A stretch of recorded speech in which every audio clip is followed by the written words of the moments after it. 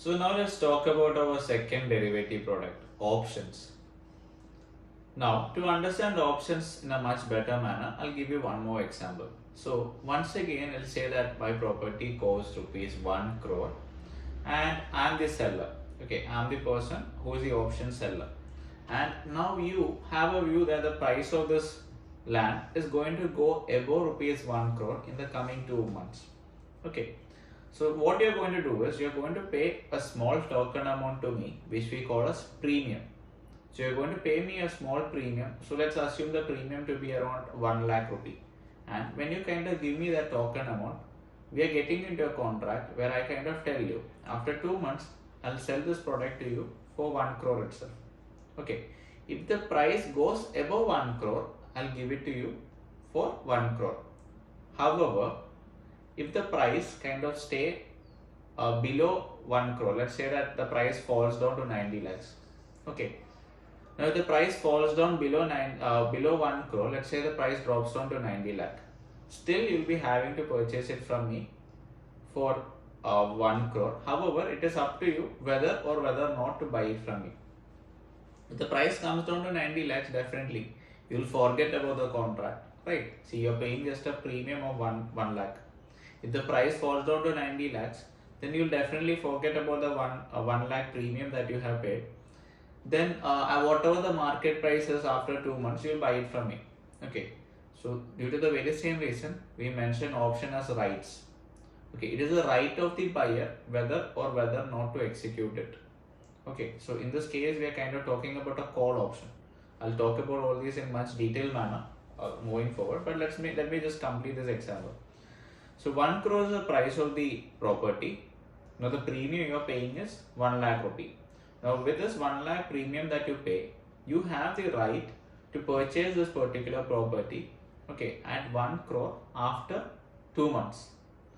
If the price goes to, let's say, 1 crore 20 lakhs, okay, if the price goes to 1 crore 20 lakhs, you'll be more than happy because you just paid an additional 1 lakh. Now you're getting it for 1 crore after 2 months. Okay. Now let's take a situation where the price falls down. If the price drops down to 95 lakhs, then you'll kind of forget about this contract, right? You'll forget about this contract. You'll purchase it at the market price 95 lakhs. Okay, 1 lakh is the loss that you take. However, you are able to purchase it for 95 lakhs. Better than purchasing for 1 crore, right? Effectively, you are paying just 96 lakhs for something that used to cost 1 crore 2 months back. Now let's have a look at it at a trader's point of view. So you're somebody who is expecting the price to move up, okay, and you paid a premium of 1 lakh. Now after 1 month, so the contract is for 2 months, so the expiry is 2 months from now. After 1 month, what kind of happens is from 1 crore the price of the land kind of goes up to 1 crore 20 lakhs. So the price has reached 1 crore 20 lakhs. The premium that you have paid is just 1 lakh. Now, if the price of the land has actually reached 1 crore 20 lakhs, now there will be many people who will be looking forward to purchase it. Right? There will be many people, other people who will be looking forward to purchase it for some other value. Okay, if they get, let's say, for some discount of 1 crore 10 lakhs also, they'll be willing to purchase it. For 1 crore 20 lakhs also, there are people willing to purchase it because that's the reason the present market price is 1 crore 20 lakhs. You got the right to purchase this property at 1 crore itself because you paid a premium of 1 lakh. Now, let's say you lost your interest in this particular property. You must have found a similar kind of property elsewhere. Okay, you found a similar kind of property somewhere else. You have lost your interest in this property. Now, what will you do? You got into a contract for 1 lakh, the premium that you paid. Now, can't you replace yourself from the contract and let somebody else get into the contract? Definitely yes, right? No, but will you be passing on this contract for 1 lakh premium itself? No, I personally wouldn't give. I will definitely not give to him for 1 lakh. So I'll tell the other person, okay, you give me 5 lakh. Okay, you give me 5 lakh. I'll give you this contract where you can purchase this product from the buyer for 1 crore after 2 months. So after 1 month itself, the price is 1 crore 20 lakhs. Maybe after 1 more month, maybe the price will go up again. Okay. By paying a premium of 5 lakh to me, if you give me 5 lakhs, I will exit this contract and you can get into this contract. So how much profit do you make? So you are the person who is buying it, right? So you make a profit of 5 minus 1, 4 lakhs profit you make by purchasing the contract, getting into the options contract at the right time. Your view is right within the defined time limit. Your view is right, and the price of the product has increased. That is the underlying asset over here is the land. The value has increased. Then definitely the premium will also shoot up. So you are actually passing on your contract to somebody else. Somebody else is entering the contract. So the difference in premium is your profit. Okay. So as an option buyer, as a person who is buying options, our profit is always going to be when the premium increases. Now, when does the premium increase? In this case, my view was right. My view was that the price of the underlying asset, that is the plot of land, is going to go up. So if the price of the underlying asset moves up, definitely the premium is going to increase. If my view is right, premium will increase. So if the premium increases, I can actually sell off this contract to somebody else. I have already bought an options contract. I'm an option buyer. Once the premium increases, as my view is right, I can pass it on to somebody else. I can exit the contract. However, if I want, I can stay on to the contract till the expiry date, that is 2 months. Then when the expiry comes, as per the contract, I'll buy it from him for 1 crore itself. Even if the price is 2 crore on that date, still I'll be buying it for 1 crore because I had got into a contract. Now you'll be having this very common about the difference between futures and options, right? So futures, you're paying a margin amount.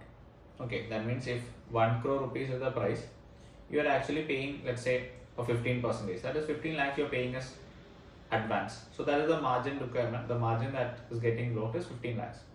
In the case of options, it is just like a token. Okay, token meaning like the amount that they're going to pay is like comparatively much lower than the futures margin requirement. Okay, the amount that is going to get locked from you is going to be very less. Now the bad thing over here is, so your expectation was that the price is going to go beyond 1 lakh. So let's kind of take a situation that on the expiry date, so after 2 months, the price of the plot comes down to 90 lakhs or 95 lakhs. Then will you be exercising this contract? No. See, you gave a premium of 1 lakh, okay, where you have the right to purchase the property for 1 crore. Now after 2 months, if the price of the product is 95 lakhs, then definitely it will be a loss for you to purchase it for 1 crore. Altogether, you'll be spending 1 crore 1 lakh if you're exercising the contract. However, if you forfeit from the contract, you can purchase that plot for 95 lakhs. Effective purchase value would be 96. Still you are in profit. You're purchasing it for 96. 95, the present market price, and the 1 lakh rupee, the premium that you had paid initially. You're purchasing it for 96 lakhs rather than purchasing it for 1 crore plus the 1 lakh that you had paid as a premium earlier. Okay. So what you should understand, so this thing, like this example I kind of gave you for understanding purpose. So what kind of happens is, as an option buyer, you make money only if the price, the price of the underlying asset actually goes above your expected value and within the period of time that you're looking out for. So let's say that your view is the price is going to go above 1 crore. Okay. Now let's kind of take a situation where the price goes above 1 crore but after 4 months. Okay. So today after 2 months the price drops down to 95 lakhs. Okay. But after 4 months the price has gone to 1 crore 50 lakhs. So within the expiry, date, your view should be right. Okay. So you make money only when the price actually moves in your direction according to your view within the desired amount of time as per the expiry date. So only then you can get profitable as an option buyer. Now the strange thing over here is only 20% of the times in the markets the option buyers become profitable. It's just 20% of the times in the Indian markets that option buyers make profits. Okay. However, I'm not demotivating anyone to be an option buyer, nor I'm kind of encouraging someone you can make a lot of profit over here. If you have a good strategy where you kind of enter and exit quickly, tightly according to how the price moves, definitely you can profit by being an option buyer. The rest 80% of the times, option sellers are the ones who make money. Okay, some people kind of relate options to something like betting. Okay, for example, this case is As the option seller, I'm writing this contract saying if the price goes above 1 crore, I'll give it to you for 1 crore itself. Whatever the price of this particular product after 2 months, I'll give it to you for 1 crore itself. You have to pay me a premium of 1 lakh. Now definitely if the price falls down below 90 lakhs, or if the price falls down below 99 lakhs, you won't be exercising the contract because that would be a loss for you, right? I hope you kind of are following what I mentioned. Okay, so the big people meaning the foreign institutional investors, the domestic institutional investors, the HNIs, okay, and the people who are trading a larger capital, they are always option writers. So in this case, I'm the person who gave you a contract, right? So they are option writers, the people who sell the options contracts. And 80% of the times they are the ones who are profitable. Just 20% of the times option buyers become profitable. Now, the next thing would be the kinds of options. So this would be a common question that you'll be having. So what if my view is the price is going to fall down? Okay, so I would like to classify options into two parts, the call option and the put option. Okay, if I have a view that the price of the underlying asset is going to move up, okay, if I have a view that the price of the underlying asset is going to move up, I buy a call option. And if I have a view that the price of the underlying asset is going to fall down, I buy a put option. For example, let's kind of consider Bank Nifty. Okay, so my view is that the price of Bank Nifty is going to go above 20,000 rupees today. Price of Bank Nifty is going to move above 20,000 rupees today. So what I'm going to do is I'm going to buy a Bank Nifty call option with a strike price of 20,000. Now, by buying this options contract as a call option buyer, I'm actually paying the premium to the person who is selling it. Now, the person who is selling it, on the other hand, his view is that the price is not going to go above 20,000. Okay, so what is going to happen? If the price goes above 20,000, let's say the price goes to 21,000. Let's say the price of Bank Nifty goes to 21,000.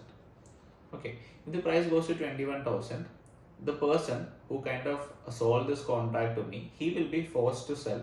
Okay, he'll be kind of forced to sell this contract, like the Bank Nifty futures or Bank Nifty underlying asset, to me for 20,000 rupees itself, because that is how I got into a contract. I paid him the premium also.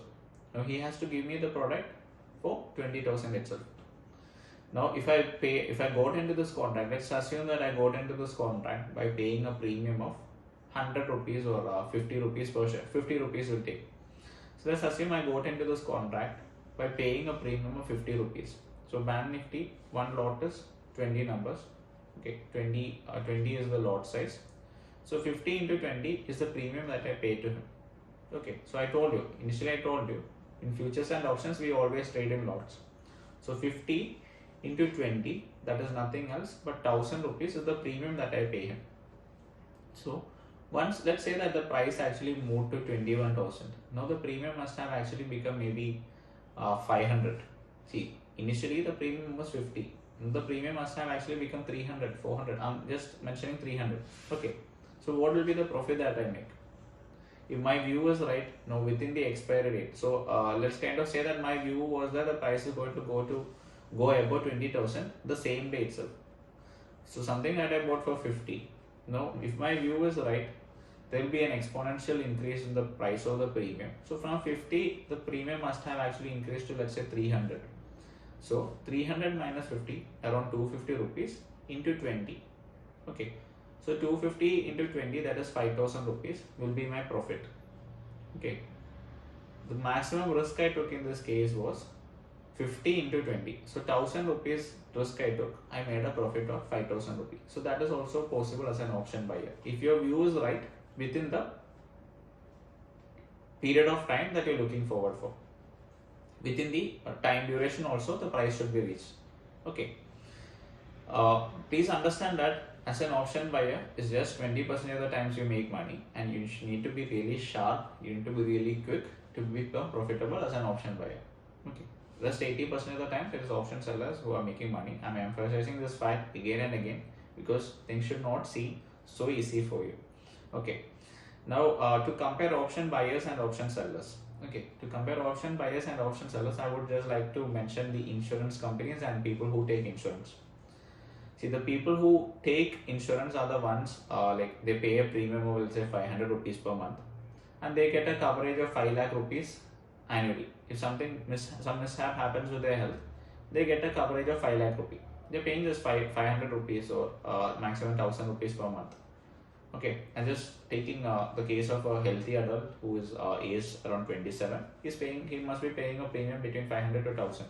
Okay, 1 year, how much does he pay? He pays 12,000 rupees. How much coverage is he getting? He's getting coverage of 5 lakh rupees. Then how do you think that insurance companies are able to run? The answer is obvious. Very less people, they face mishaps with their health, and very less people are the ones who claim insurance. So as the insurance company is actually running this policy for a lot of people, they're able to manage it because less people make claims, less people face mishaps with their health, right? So similarly, option buyers and option sellers is kind of the same thing. Option buyers, his risk is limited. Okay, the insurance premium you pay, right? Yeah. Similarly, the premium amount that you pay is very much limited. As I mentioned, 50 rupees in that case. Now, if some mishap happens, he can claim a larger value, 5 lakh rupees I mentioned. Okay. Similarly, if some mishap like in this case, in the case of stock markets, it's not a mishap. If an event happens, if your view is right, so that event is your view getting right within the desired amount of time. If your view is right, you make a lot of money. Now, who kind of bears this loss? Definitely the option seller. The option seller is the one who is bearing the loss. Okay, so he has collected the premium. So the premium that you pay is actually being collected by the option seller, and that is the maximum profit that he makes. Okay, the maximum profit that he makes is how much premium you pay, that is the maximum profit he makes. Now, in case your view is right as an option buyer, if your view is right and there is an exponential increase in the price of the premium, that loss will be actually borne by the option seller. Okay, so as an option seller, theoretically speaking, your risk is unlimited. I gave you this example, 50 rupees premium you pay, there is a sharp shoot in price of Bank Nifty, that loss is going to be borne by the option seller. Okay, however, as an option seller too, you can make use of tools like stop loss, all these things. Okay, and as I mentioned, option sellers are the people with the big money. They are capable of driving the market as well. So most of the times, we always see that the option prices actually settle, or the underlying assets prices usually settle at a point where option sellers are hurt the minimum and option buyers are hurt the most. Meaning, option buyers lose a maximum amount of money, option sellers, they lose the minimum amount of money. And we have a theory based on that, mentioned as Max Payne theory itself. Right. Now, let me get into call options and put options. Okay. Call option is something that you buy if you have a view that the price of the underlying asset is going to move up. If you have a view the price of the underlying asset is going to move up, you buy a call option. Now, if you have a view that the price of the underlying asset is going to fall down, you buy a put option. If you have a view that the price of the underlying asset, so let's say the underlying asset is Bank Nifty. Your view is that the price of Bank Nifty is going to move up. So right now, let's say the price of Bank Nifty is 19,800. Your view is Bank Nifty is going to move up to 20,000. So what do? Your view is Bank Nifty is going to move about 20,000.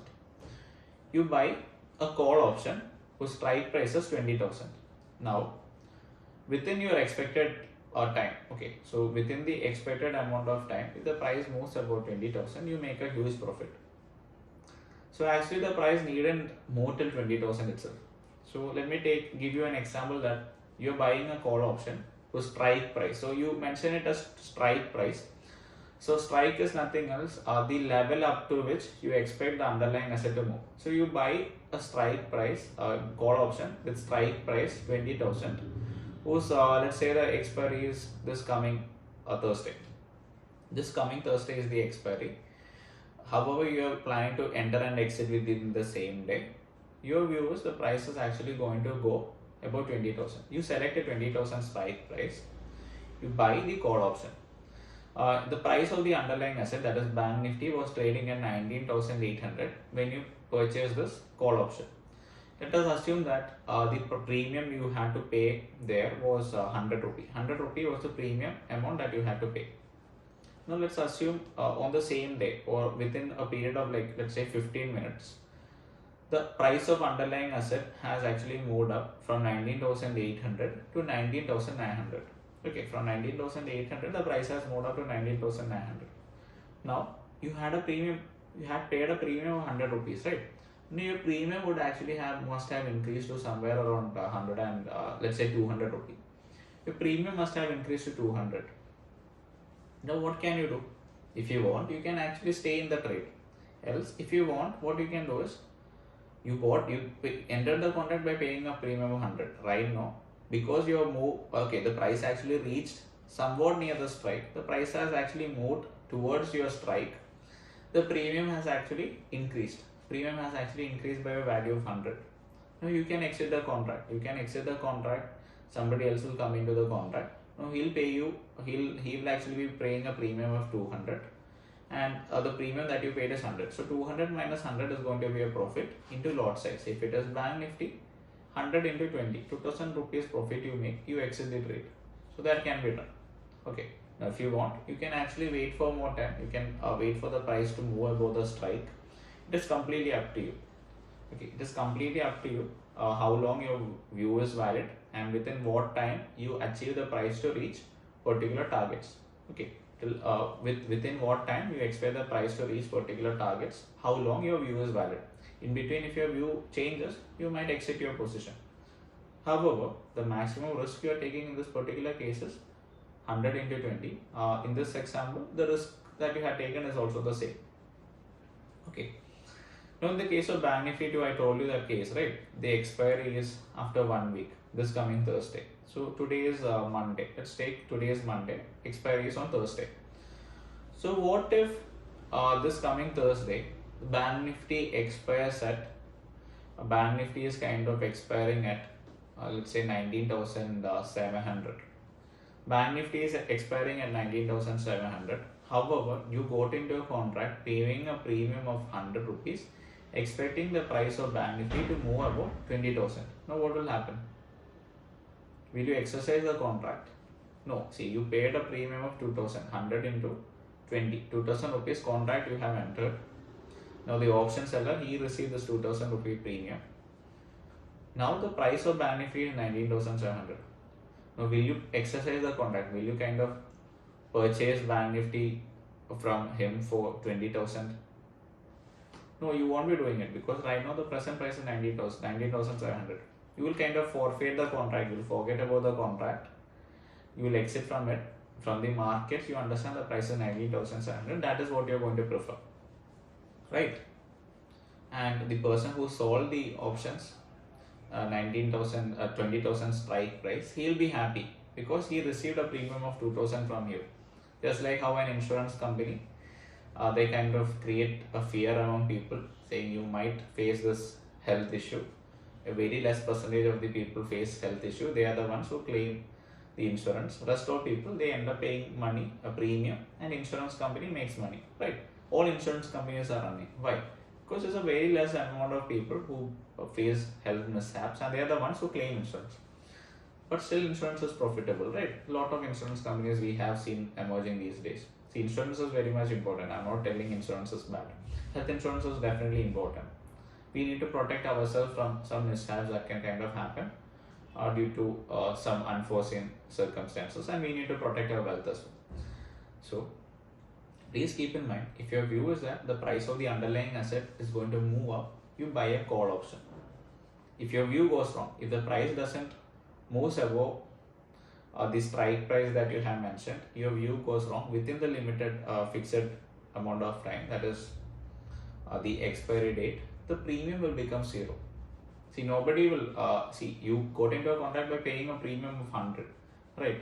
Now, one day before the expiry, let's say Bank Nifty is trading at 19,000. You got into a contract when the premium was like underlying asset price was 19,800. One day before the expiry, if the underlying asset is traded at 19,500, do you think somebody will pay you something more than 100 rupees to get into a contract where you expect the price to go above 20,000? No. the premium would have decreased.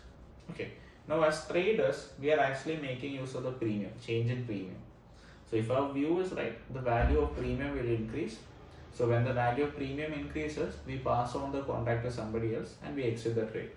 So that is basically what we do as traders. So this is the case of call option.